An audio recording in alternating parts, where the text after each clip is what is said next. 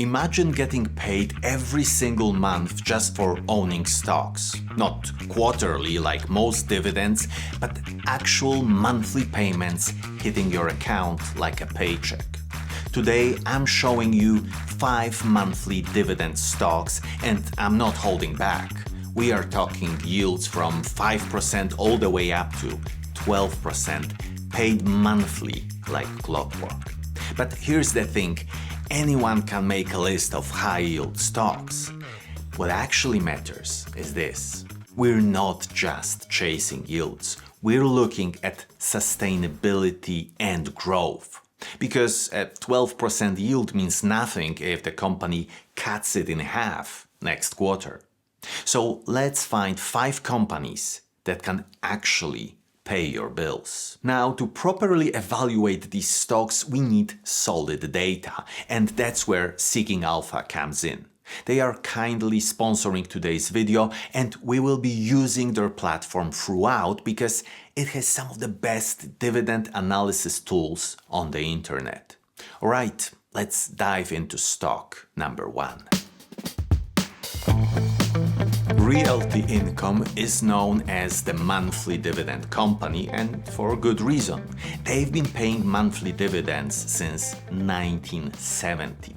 So let's go to Seeking Alpha, choose Realty Income and go to Dividends. And here we get one of my favorite features, their dividend scorecard, which gives you instant insights into the most important numbers. And that allows you to understand in seconds if a dividend is safe or at risk of being cut. So the dividend yield is 5.4%. That's a solid foundation, not the highest on our list, but very respectable. Payout ratio 75.4%. Now, you might be thinking, wait, this company is a REIT, real estate investment trust. Don't they have to pay out 90% of their earnings? Yes, they do. But the payout ratios for REITs are sometimes calculated using something called FFO, funds from operations. This adds back depreciation, which makes the number look bigger. So a 75% payout ratio on FFO often means they are still paying out that required 90% of taxable income. The key point, these payout ratios tell us if there is a cushion for dividend growth. Lower is better because it means more room to increase the dividend over time. And the 5-year dividend growth is 3.5% annually. This is actually really important. It shows the dividend is growing steadily over time, protecting you against inflation. And looking at the dividend grades, we see exceptional consistency and decent growth, but yield and safety are not the best. Realty Income owns over 15,000 commercial properties and collects rent from these lease agreements. The key here is diversification. With 15,000 properties across multiple sectors, if one tenant struggles, it barely impacts the overall dividend. This is probably the safest option on our list. The 5.4% yield won't make you rich overnight, but you can sleep well knowing this dividend is secure. EPR Properties focuses on experimental real estate. Think movie theaters, entertainment venues, or ski resorts. So when we look at the dividend summary on Seeking Alpha, we see that the dividend yield is at 6.6%. Now we're talking, that's noticeably higher than Realty Income. Payout ratio 69.1%, so that is very healthy. 5-year dividend growth 5.7%. This is impressive. The dividend is growing faster than inflation, which means your income is actually increasing in real terms. When it comes to dividend grades on Seeking Alpha, we see that the yield is great, consistency is really good, but safety and growth could be better. Now, EPR took a massive hit during COVID when movie theaters and entertainment venues shut down. But they've recovered strongly. Their focus on experimental properties makes them more cyclical than Realty Income, but also gives them higher growth potential. The 6.6 yield combined with 5.7% annual growth is an attractive combination. Just understand you're taking on slightly more risk than with a diversified REIT like Realty Income. Apple Hospitality owns 234 hotels in the United States, primarily under the Marriott and Hilton brands. Dividend yield is 8.6%. Now we're getting into seriously high yield territory. This is where things get interesting.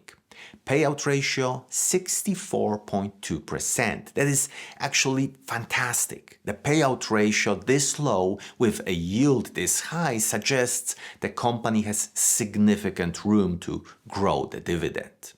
5-year dividend growth 3.7%. Solid growth, though not as aggressive as EPR. Grades for Apple Hospitality dividends are interesting because we have nice yield and safety, growth is okay, but consistency is graded D. So let's go to dividend history to understand more. And when we look at the last 10 years of dividend history, it all becomes clear. When COVID happened, they had to cut the dividend. Hotels are cyclical businesses. When the economy is strong and people travel, Apple Hospitality does great. When recession hits and people cut back on travel, it suffers. The 8.6% yield is compelling, especially with that conservative payout ratio. Just be aware that hotel REITs can see dividend volatility during economic downturns. Capital Southwest is a business development company, a BDC. This is a different animal from the REITs we've discussed so far. BDCs are also required by law to pay out at least 90% of their income as dividends, but they focus on business investments rather than real estate. So let's go to Seeking Alpha and their dividends. Dividend yield at 12.4%. This is really high, but we need to understand why before getting excited. Payout ratio 95.9%. That is not good. They are paying out almost everything they earn. It is concerning because there is little room for error or for growth. And we can see it here. 5-year dividend growth 0.3%. Positive, but the smallest increase on our list so far. And what about the dividend grades for Capital Southwest? Well, they are very impressive. Dividend yield and consistency are absolutely great. Growth is B+, and only safety is graded C. But why do we get B+ for growth if the 5-year growth rate is only 0.3%?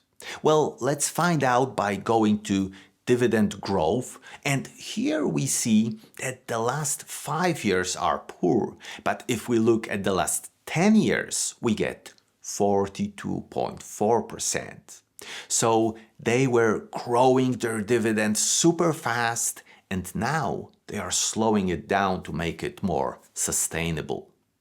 Here is the reality with BDCs.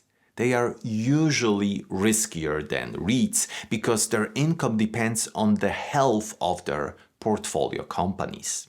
That 12.4% yield is tempting, but you have to remember that you're taking on more risk than with traditional REITs. This might be okay for a portion of your portfolio, but it all depends on your investment strategy. Ellington Financial is a mortgage REIT that invests in residential and commercial mortgage-backed securities. In the dividend summary, we see that it has a dividend yield of 11.7%. So not as high as Capital Southwest, but nevertheless incredibly high.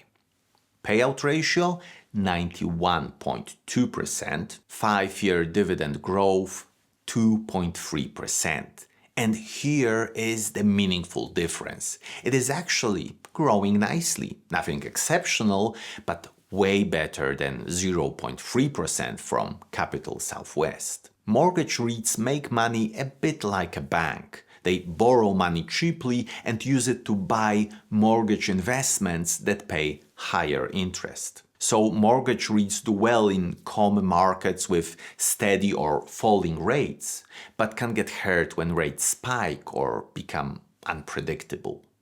That 11.7% yield exists because the market is pricing in significant risk. This is probably the riskiest of our 5 stocks. That yield is attractive, but you need to understand what you're getting into. Building a monthly dividend portfolio takes time and research, but the payoff is incredible. Literally getting paid every single month just for owning quality businesses. If you want to dive deeper into these stocks or analyze more dividend opportunities, definitely check out Seeking Alpha. It's an incredible platform with powerful tools like their stock screener, grading system, and AI-generated company reports. And here's the best part. If you use the link in the description before December 9th, you'll get 20% off your subscription, plus you'll get a full week free trial. So click the link, test it out, and see how much easier dividend investing becomes when you have the right tools. If you found this helpful, make sure to check out my video on the top 5 dividend kings, companies that have grown their dividends for over 50 consecutive years. Thanks for watching, and I'll see you in the next one.